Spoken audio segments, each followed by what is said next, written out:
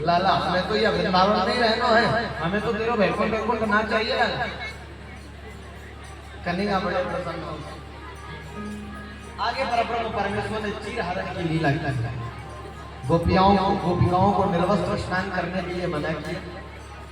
और चीर हरण का मतलब समझिए, परमात्मा ने गोपियों के कपड़े को चुराया तो वो बहुत बुराई करते हैं भगवान की कि भगवान ने चीर हरण क्यों किया। तो हम आपको बताना चाहते हैं, चीर का मतलब होता है कपड़ा, और इस शरीर को भी भगवत गीता में कपड़ा कहा गया है।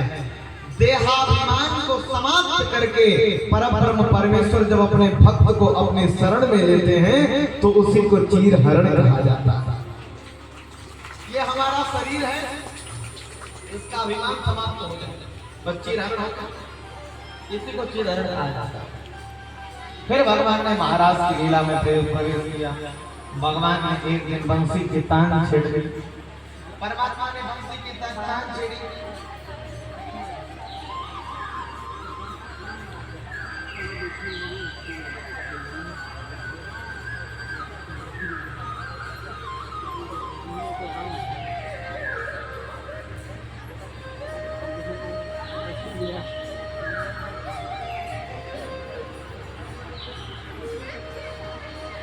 निशंगीतं तदनागवन्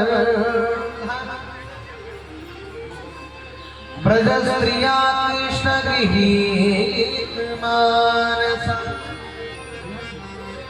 आजगन्मुरगण्यो नमलाक्षितो यमः सयत्र कान्तो जवलो शरद पूर्णिमा की रात्रि में परब्रह्म परमेश्वर निधि बन के पावन धरा पर बैठ करके आधी रात को बंसी की धुन छेड़ देते हैं। बंसी की तान जैसे ही भगवान ने छोड़ी, ब्रजमंडल की रहने वाली जितनी प्रजांगनाएं हैं सबको ऐसा लगता है जैसे कृष्ण हमें पुकार रहे हैं, कन्हैया हमें पुकार रहे हैं, ऐसा मालूम पड़े। जो जिस कार्य को करे वह को वहीं छोड़ करके दौड़े भगवान से मिलते।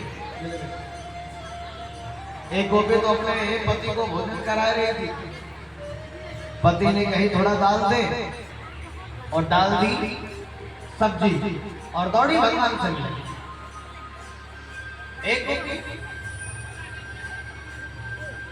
एक गोपी तो हलवा बना रही थी और हलवा में डालना था शक्कर और डाल दी नमक और दौड़ पड़ी भगवान से मिलकर।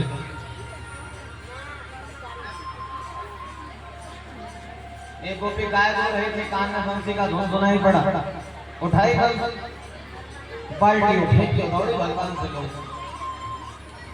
एक तो आभूषण धारण कर रही थी, आभूषण मतलब जेवर, श्रृंगार कर रही थी आभूषणों को। कान में बंसी की धुन सुनाई पड़ी, सब सुध खो गई। कान वाला पहली नाक में, नाक वाला पहली कान में, दौड़ी भगवान से मिली। एक तो महाराज लिपा पोती अभियान में जुटी थी, लिम्पन, इसको मैं नहीं कहता, ये सुखदेव भगवान कहते हैं, जिसे आप मेकअप कहते हैं, ये लिपा पोती करता है। तो लिपने पोतने का काम कर रही थी, कान में बंसी का धुन सुनाई पड़ा तो होठ वाला लगा ली आंख में, आंख वाला होठ में, और दौड़ी भगवान। एक गोपी तो महाराज जैसे ही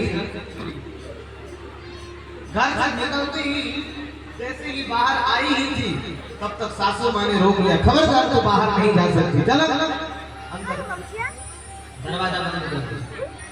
ऐसा वर्णन आता है जैसे ही दरवाजा बंद की, उस गोपिका ने कहा कि जो शरीर के साथ जा रहे हैं वो देर से पहुंचेंगे परमात्मा के पास, हम तो शरीर छोड़कर आत्मा लेकर ही दौड़ पड़ेंगे। और उसी समय उसने प्राणों का त्याग किया और अपने आत्मा को लेकर दौड़ पड़ी परमात्मा से मिलने के लिए। हजारों की संख्या में आ रही गोपिकाओं को देख करके भगवान ने स्वागत किया।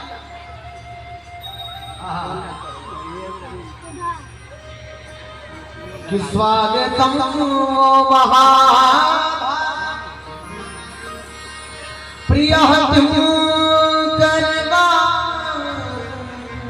निवाह ब्रजस्यामया कच्चित् ब्रूतागमन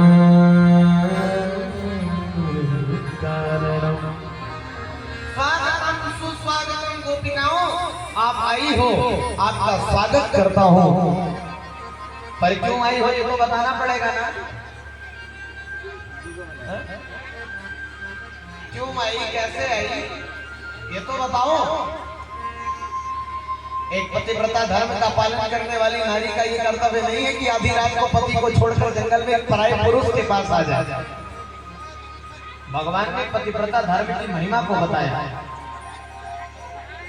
एक पति कहीं बाहर से काम करके आया, आकर जैसे ही घर में भोजन किया, भोजन करने के बाद पत्नी के पैरों में सर रख करके जैसे ही सोया, आज उसका एक छोटा सा बालक था, वो वहां से उठा, बढ़ा और एक हवन कुंड के पास जाकर के मडराने लगा।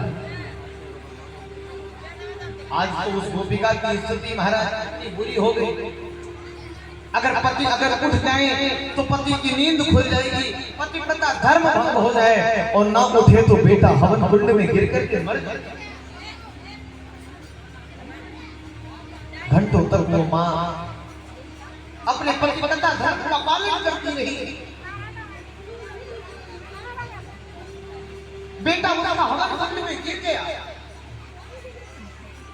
कई घंटों बाद पति की नींद खुली तो आज उस मां का ममता, मां की ममता, मां का मातृत्व जगा है और दौड़ पड़ी बेटे को देखने के लिए।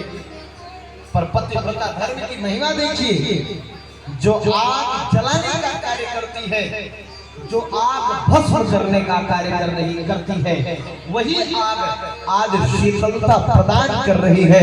और वो बालक हवन कुंड में किलोल भर रहा है, खेल रहा है, कूद रहा है। भगवान ने कहा गोपिकाओं, ये पतिव्रता धर्म का महत्व है। एक गोपी कहती है कन्हैया हमारी भी कुछ बात सुनो, हम भी पढ़े लिखे हैं, अनपढ़ नहीं।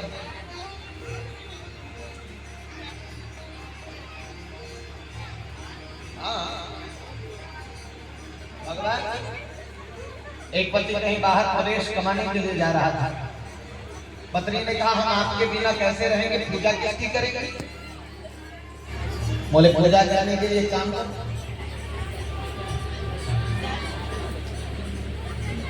अगर तुम्हें पूजा ही करना है तो हम फोटो देते हैं, हमारी फोटो की पूजा करना, हम लौट के आएंगे तब मिल। ठीक है, फोटो दे दिया। एक दिन पूजा कर रहे थे, दरवाजा बंद करके, तब तक क्या हुआ, अचानक से पति ने दरवाजा खटखटाया। अरे देवी सुनती हो, दरवाजा खोलो। दरवाजा खटखटाते ही महाराज आज उस स्त्री ने सोचा अब करूं तो क्या करूं, दरवाजा खोलूं आधी पूजा को छोड़कर या फोटो की पूजा करूं। गोपिकाओं ने कहा कन्हैया क्या कहना चाहिए उस पत्नी को? कन्हैया ने कहा जब असली पति दरवाजे पर खड़े हैं तो अपने पति को छोड़ो और दरवाजा खोलो। गोपिकाओं ने कहा यही तो हम कर रहे हैं कन्हैया, परम पति तो आप हैं, ये दुनिया वाले तो नकली पति हैं, इसीलिए तो इन्हें छोड़कर हम आपके पास आए हैं। स्वीकार करो, स्वीकार दया करो। और आज सखियों ने कहा कि प्रभु एक बार थोड़ा बंसी की धुन हमें सुनाइए तो।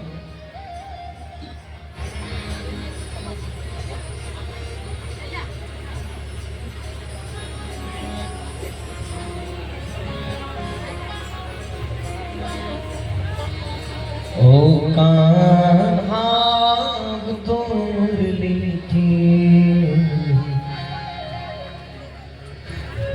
मधुर सुना, ओ कान्हा